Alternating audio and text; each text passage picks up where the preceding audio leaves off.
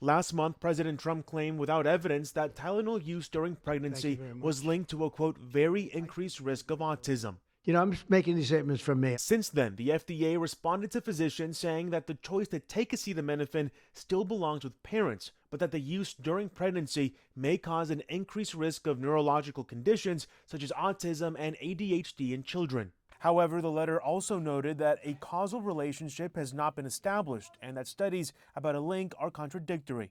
Anytime a different voice is added to the conversation, it causes a bit of confusion, especially if the messaging is completely different. Dr. Brian Lee, professor of epidemiology and biostatistics at Drexel University, says while there is no debate that rates of autism diagnoses are increasing, his study published last year in the Journal of American Medical Association found that there was no increase in risk of autism or ADHD associated with acetaminophen use. Acetaminophen remains the safest alternative for pain relief medication, and it's unclear what exactly would replace that. The Informed Consent Action Network, an anti-vaccine nonprofit with close ties to HHS Secretary Robert F. Kennedy Jr., filed a citizens petition asking the FDA to add a more detailed warning to OTC drug products that contain acetaminophen. Kenvue asked the FDA to deny the petition, saying the suggested label changes are unsupported by scientific evidence